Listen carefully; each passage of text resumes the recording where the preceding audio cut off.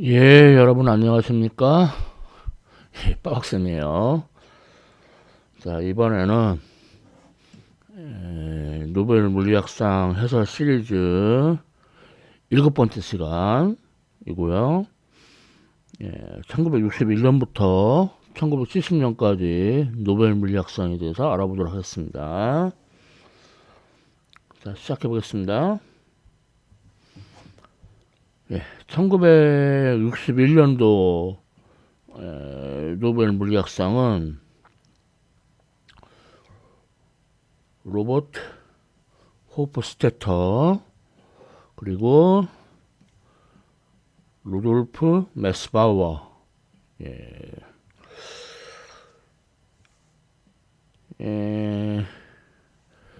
호프스테터는 미국 사람이고 메스바워는 이제 독일. 근데 이제 이때 서독 동독 나눠준 시기였으니까 정확하게는 서독.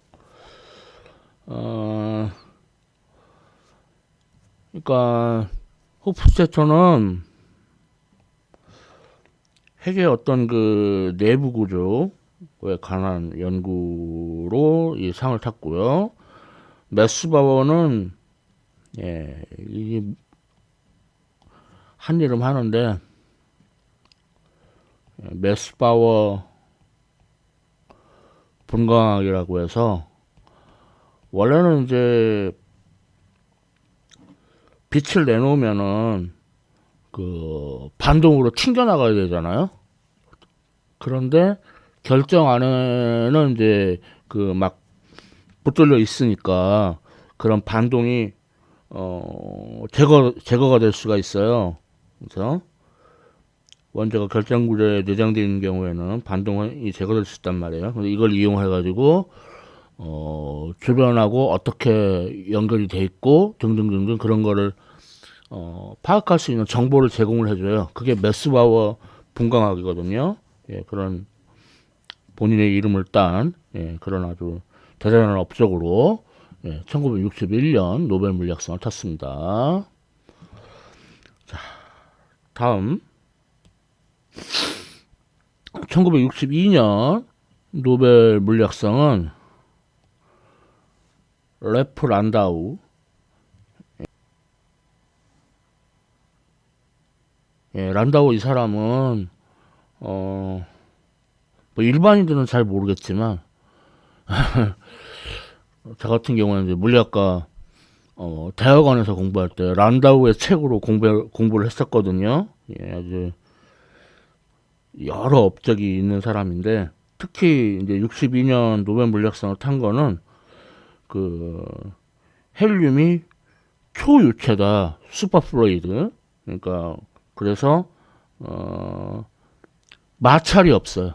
마찰이 없어가지고 뭐 예를 들어서 헬륨을 어떤 그 쉽게 말해서 비커 같은 데 액체 헬륨을 비커 같은 거에 넣어놨다. 그럼 비커 바깥으로 이렇게 스물스물 기어 나와요. 마찰이 없어가지고 그런 초유체 슈퍼플루이드에 대한 이론적 설명을 개발을 한 그런 그렇지 소련 사람이에요. 그러니까 뭐 그래서 이 사람이 쓴 책을 영어로 번역한 거로 이제 제가 이제 물리학과 대학원 때 공부를 했는데 상당히 수준 있고 되게 책이 좋았던 걸로 기억하고 있어요. 자, 1962년 노벨 물리학상 얘기는 이만하고요. 자, 다음은 1963년 노벨 물리학상은 유진 위그너 그리고 마리아 게퍼트 메이어 그 다음에 요하네스 한스 다니엘 옌센 이렇게 세 명이 탔습니다.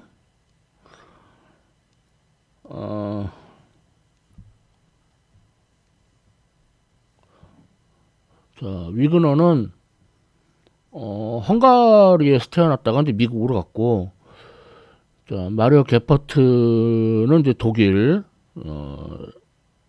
뭐 정확히는 이제 이때 수상 당시는 독일이 이제 독일 중에서도 서독. 이 사람도 미국으로 갔어요. 결혼해가지고. 그래서 원래 이름은 게퍼트인데 그 남편의 성을 따가지고 메이어까지 게퍼트 메이어. 예, 그래서 그 마리 퀴리 부인 이후에 두 번째로 노벨상을 탄 노벨 물리학상을 탄 여러 과학자예요.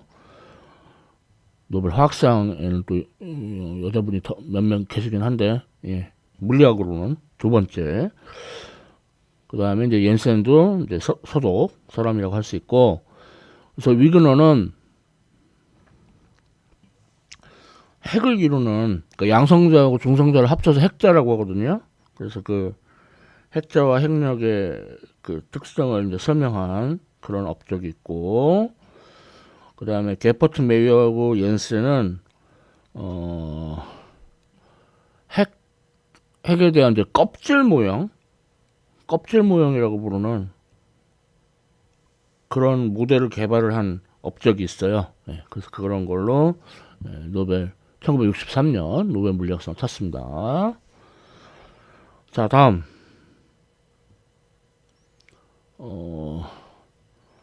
1964년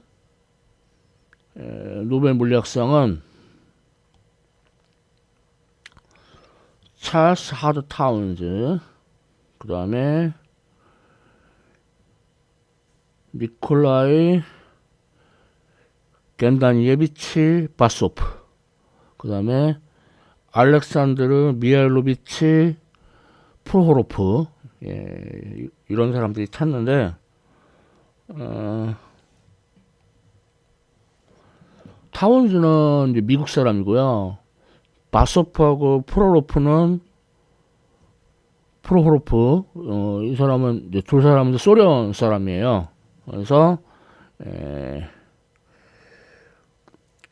메이저하고 레이저를 실용화하는데 기여를 했습니다. 레이저는 사람들이 많이 아는데 메이저는 처음 들어보는 사람들이 많을 수도 있어요. 아니, 많을 수 있는 게 아니라 뭐 다들 처음 들어보죠. 메이저는 레이저는 많이 들어봤지만, 그래서 레이저가 이게 한 단어가 아니에요.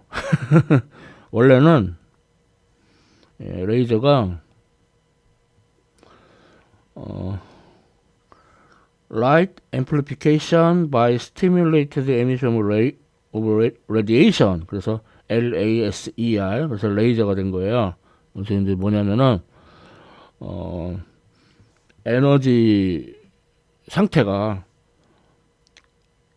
뭐 보통 세 개, 낮은 에너지 상태, 높은 에너지 상태, 그리고 중간 상태 정도 이렇게. 근데 일반적으로 에너지가 높을수록 전자들이 그 많이 있지를 못해요. 뭐 고소공포처럼 이렇게 높은 데 있으면 불안불안하잖아요. 비유하자면. 그래서 이제 전자를 높은 데까지 이렇게 딱 올려 보내요. 그러면 이제 내려오려고 그래요. 그래서 내려오는데 이게 중간 어dim에서는 되게 좀 오래 존재할 수 있는 그런 걸 우리가 균 안정적 상태, 메타스테이블 스테이트라고 불러요. 그러다 보면은 전자가 에너지가 높으면 전자가 조금 있어야 되는데 반대로 에너지가 높은데도 불구하고 여기 전자가 많아요. 전자가 많아. 그래서 이런 거를 뭐라고 그러냐면은 전자가 많죠. 이런 거를 이제 밀도 반전, population inversion이라고 부릅니다. 그래가지고 이제 여기서 이제 최종적으로 이제 어쨌든 이 준호 안정적 상태에 이제 그 생각보다 오래 머물러 있지만 결국은 내려오게 돼요. 내려오게 되는데 그러면서 이때 빛이 방출이 되는데, 그러니까 그런 거는 이제 자발적 방출, spontaneous emission이라고 볼 수 있는데, 그런데 이제 살살 긁어가지고 방출을 유도해요. 유도 방출. 그러다 보면은 이 빛들이 많이 나오게 되죠. 빛이 많이 나오게 되죠. 그래서 강한 빛을 얻을 수 있는데 그게 바로 레이저예요. 그럼 메이저는 뭐냐? 메이저는 그러니까 레이저는 이제 빛, 가시광선을 이제 증폭한 거고, 메이저는 빛이 아니고 마이크로웨이브. 우리 전자레인지에서 많이 쓰고 있죠. 예. 그 마이크로웨이브를 증폭하는 걸 메이저라고 불러요. 메이저. 그러니까 뭐 일반인들은 뭐 레이저가 그냥 한 개의 단어인 줄 아는 판인데 사실은 이렇게 그 약자를 따가지고 만든 거고, 뭐 그러니까 그것도 잘 모르는 판인데 메이저는 잘 알겠어요. 아무튼 이참에 레이저는 빛, 가시광선을 증폭하는 거고, 메이저는 마이크로파를 증폭하는 겁니다. 뭐 그렇게 알고 넘어가면 되겠어요. 1964년 노벨 물리학상 얘기였고요. 자, 다음은 1965년 노벨 물리학상. 여기는 시니치로 도모나가, 그 다음에 줄리언 슈잉거, 그리고 리차드 필립스 파인만. 뭐 시니치로 도모나가는 이름으로 알 수 있겠지만 일본 사람이고요. 원래는 이제 도모나가 성이니까 도모나가 시니치로, 일본에서는 그렇게 부르겠지만 그냥 서양식으로 성을 뒤쪽으로 해서 그렇게 지금 표시를 적었고요. 그 다음에 슈잉거하고 파인만은 미국 사람이에요. 특히 파인만은 일반인들한테도 많이 알려진 이름이죠. 파인만. 그래서 이 사람들이 이제 주로 한 게 뭐냐면 좀 전문적인 용어인데, 하여튼 이론 물리학 전개를 하다 보니까 자꾸 무한대로 발산하는 문제가 있더라 이거예요. 근데 거기서 이제 재규격화라고 하는 기법을 이용을 해가지고 그 무한대로 발산하는 거를 그 문제를 해결을 한 거죠. 그래서 새로운 양자 전기역학, 그러니까 퀀텀 일렉트로다이나믹스, 약자로 QED, 여기에 아주 대단한 기여를 했습니다. 특히 파인만의 경우에는 파인만 다이어그램이라고 해가지고 이런 걸 도입을 하면은 이제 계산을 아주 좀 쉽게 할 수 있게 이렇게 도움을 주는 그런 수단인데, 파인만 다이어그램. 그래서 파인만 다이어그램의 한 예를 보여드릴게요. 자, 보면은 지금 가로치기 스페이스, 공간, 뭐 쉽게 말해서 뭐 x축이라고 그러면 x좌표 뭐 그런 거예요. 그리고 세로치기 타임, 시간이죠. 그럼 여기서 보면은 자, 전자하고 양전자가 만난 게 아닌데, 전자가 오다가 감마선은 이건 빛이에요. 빛, 광자. 이건 광자를 뜻해요. 광자. 그래서 전자가 광자하고 충돌을 했죠. 그리고 나서는 양전자로 바뀌었네. 전자의 반입자인 양전자로 바뀌어서 이렇게 튕겨나가요. 그러면서 다시 아까 들어왔던 광자가 이제 방출이 되는 거죠. 그러니까 이런 식으로, 이런 그림을 파인만 다이어그램이라고 합니다. 지금 이거 예로 든 거는 그나마 좀 간단한 그림이고, 뭐 이거에 뭐 또 붙이고 뭐 이렇게 복잡하게 그렇게 해가지고 양자 전기역학 QED 계산을 시각화할 수 있는 그런 아주 좋은 수단이죠. 툴. 그 파인만 다이어그램, 그걸로 유명한 사람이에요. 파인만이. 이렇게 세 사람이 1965년 노벨 물리학상을 탔습니다.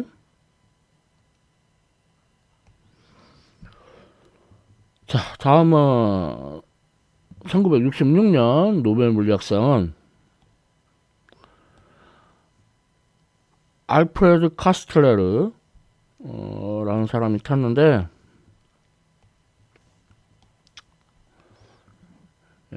프랑스 사람이고요. 뭐 원자의 헤르츠 공명이라는 거를 연구를 했는데, 그리고 레이저 개발에도 좀 이렇게 기여를 했대요. 그러니까 레이저는 이미 앞서 노벨상 수상한 사람들이 있었죠. 어떻게 말하자면 이제 나중에 오는 열차를 탄 거죠. 그래서 1966년 노벨 물리학상을 탔습니다. 자, 다음은 1967년 노벨 물리학상은 한스 베텔.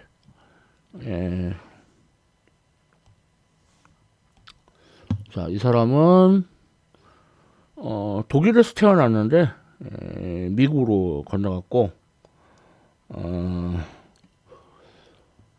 그 별이 되게 많은 에너지를, 그러니까 뜨겁고 많은 빛을 방출하죠. 그 별의 에너지의 근원이 뭐냐 이거예요. 바로 핵융합 반응이죠. 핵융합 반응. 그러니까 핵융합이 이제 핵융합에 의해서 별이 이제 엄청난 에너지를 만들어낸다. 근데 일반인들은 자꾸 별이라고 그러면은 다 별이라고 하는데, 사실은 좁은 의미에서의 별은 항성이죠. 항상 빛나는 항성. 그 다음에 이제 그 항성 주위를 도는, 스스로 빛나지 못하는 그런 행성, 혹성이라고 그러는데, 혹성 이런 말은 쓰지 말아야 돼요. 그리고 이제 행성 주변을 도는 위성들이 있고, 그렇죠? 그래서 뭐 스타 그러면 이제 일반인들은 모두 다 합쳐서 별이라고 부르는데, 전문적으로는 항성만 스타예요. 스타. 행성은 플래닛, 위성은 뭐 셀러라이트, 뭐 이런 식으로. 그래서 아무튼 베테는 항성의 에너지원에 대한 이제 연구, 그 업적으로 1967년 노벨 물리학상을 탔습니다. 자, 이만 하고요. 자, 다음은 1968년 노벨 물리학상은 루이스 알바레즈.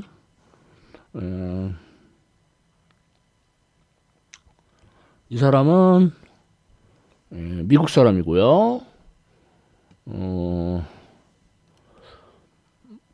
뭐 앞서 회차에서도 얘기를 해드렸지만, 자, 윌슨이 이제 안개상자, 클라우드 체인버, 그렇죠. 구름상자라고 번역하지 않아요. 안개상자, 윌슨의 안개상자. 그 다음에 이제 글레이즈의 거품상자, 버블 체인버, 이런 거, 그러니까 소립자가 지나간 그 궤적을 알아내는 장치들이죠. 이런 장치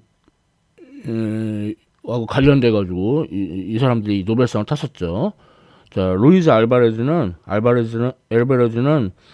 글레이즈의 거품 상자를 좀 개량을 해가지고 액체 수소를 이용한 거품 상자를 만들었어요.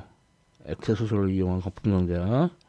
뭐 그리고 기타 등등 뭐 그런 대량의 데이터를 측정하는 어떤 시스템, 그런 것도 개발하고, 그래가지고 그 전에는 양성자, 중성자, 전자, 그리고 그거에 뭐 반입자, 물론 이제 중간자, 그러니까 전자하고 그런 핵자하고의 중간 정도의 질량을 가지는 입자, 그런 것들이 있었지만, 그렇다고 해도 그렇게 많은 입자들은 아니었어요. 근데 이제 엘버레즈의 이런 장비들을 이용을 해가지고 더욱더 많은 소립자가 되게 많아요. 종류가 되게 많아요. 예, 그런 거를 알아낼 수 있게, 측정할 수 있게 그런데 이제 그런 장비 개발에 큰 기여를 한 거죠. 그걸로 1968년 노벨 물리학상 탔습니다. 자, 이만하고, 자, 다음은 1969년 노벨 물리학상 머리 겔만. 야, 겔만. 일반인들은 잘 모르겠지만, 이 사람 아주 대단한 사람입니다. 정말 대단한 사람이에요, 이 사람.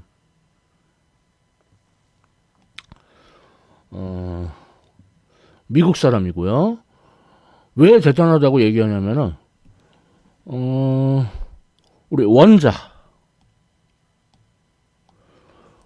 뭐, 고대 그리스 때부터 원자라는 게 이제 원자의 존재, 원자 어톰, 원자의 존재에 대해서 고대 그리스부터, 물론 그때는 좀 철학적인 개념이었고, 이제 현대로 다가옴에 따라서 아무튼 뭐 물질을 막 쪼개가지고 더 이상 쪼갤 수 없는 게 원자죠. 근데 알고 봤더니 원자도 원자핵과 전자로 이루어져 있고, 또 원자핵은 양성자하고 중성자로 이루어져 있다 이거예요. 그러니까 더 이상 쪼갤 수 없다는 원자가 사실은 더 기본적인 입자로 이루어져 있다는 거죠. 그리고 뭐 이거 외에도, 그러니까 이런 뭐 양성자, 중성자 그런 거 외에도 뭐 광자, 빛의 알갱이인 광자도 입자로 볼 수 있고, 그 다음에 이제 중간자라고 해가지고 양성자, 중성자보다는 질량이 작고 전자보다는 질량이 큰 이런 많은 소립자들이 발견이 됐어요. 근데 이제 겔만이 이런 양성자나 중성자도 사실은 더 쪼갤 수 있다. 그래서 그거를 이름을 쿼크이라고 이름을 줬어요. 쿼크. 예. 예, 겔만. 이 사람이 그 쿼크를 도입한, 그러니까 그래서 양성자나 중성자는 세 개의 쿼크로 이루어져 있고, 중간자는 두 개의 쿼크로 이루어져 있고, 뭐 이런 식으로 이론을 만들어낸 거예요. 나중에 다 이제 실험적으로 입증이 됐어요. 그래서 이제 제가 겔만 정말 대단한 사람이라고, 예, 일반인들은 잘 모르지만, 그래서 쿼크 얘기를 더 얘기하자면, 쿼크는 6종류가 있어요. 그래서 물론 겔만 때는 6개까지는 아니고 겔만은 한 2개 정도, 업쿼크하고 다운쿼크 2개 정도라고 겔만은 이 2개 정도라고 얘기할 수 있는데, 더 후대 학자들에 의해서 뭐 참쿼크, 우리말로는 뭐 매혹커크 그렇게 부르고, 스트레인지 커크, 우리말로는 기묘한 커크다, 기묘 커크. 그다음에 탑, 바텀. 그래서 쿼크는 6종류가 있습니다. 근데 재밌는 거는 전하량이 전자의 전하량이 최소 단위인 줄 알았는데, 알고 봤더니 쿼크이 뭐 업쿼크 같은 경우에는 전자 전하량의 3분의 2의 전하량을 갖고, 다운 쿼크는 전자 전하량의 3분의 1의 전하량을 가져요. 그러니까 전자의 전하량보다도 더 작은 전하량을 갖죠. 근데 쿼크는 독립적으로 존재를 못해요. 물론 뭐 엄청 에너지가 크면 가능할 수도 있겠지만, 그러니까 일종의 분리불안장애. 그러니까 쿼크이 전자의 전하량보다 더 작은 전하량을 갖고는 있지만 독립적으로 존재하지 못하기 때문에 결국 실질적으로 전자의 전하량이 결국 전하량의 최소 단위가 되는 거죠. 예. 아무튼 이런 쿼크이라는 더 작은 뭐 입자가 있다. 그런 굉장한 업적으로 1969년 노벨 물리학상을 탔어요. 겔만. 자, 다음은 1970년 노벨 물리학상은 한네스 알벤 그리고 루이 넬 두 사람이 탔는데,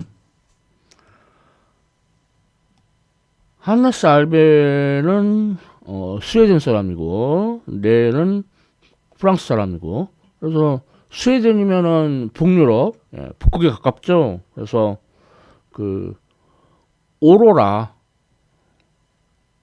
현상에 대해서 연구해가지고 자기 유체역학이라는 분야를 연구한 그런 업적으로 알벤 이 사람이 노벨상을 탔고, 그 다음에 넬은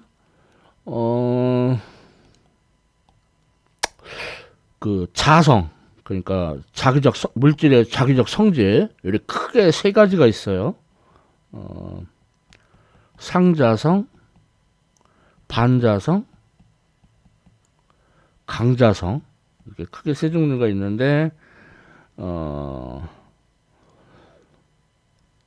보통 이렇게 교과서에서는, 과학 교과서에서는 이렇게 크게 이렇게 세 가지만 얘기를 해요. 근데 넬은 반강자성이라는, 그러니까 이런 거를 현상을 이제 연구했고, 그리고 페리 자성이라고 해서, 그러니까 영어로는 강자성이 페로 매그네틱 뭐 그렇게 나가는데, 얘는 이제 페로가 아니고 페리, 이런 걸 연구한 업적으로 1970년 노벨 물리학상을 탔습니다.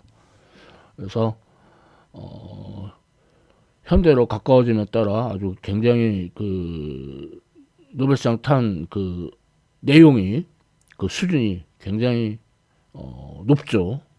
너무너무 어렵죠. 일반인 입장에서는. 아무튼 그냥 이런 게 있구나, 이렇게 생각해 주시면 되겠습니다. 자, 이렇게 해서 노벨 물리학상 해설 시리즈 7번째 시간 다 했고요. 1961년부터 1970년 노벨 물리학상에 대해서 알아봤습니다. 지금까지 시청해 주셔서 감사합니다.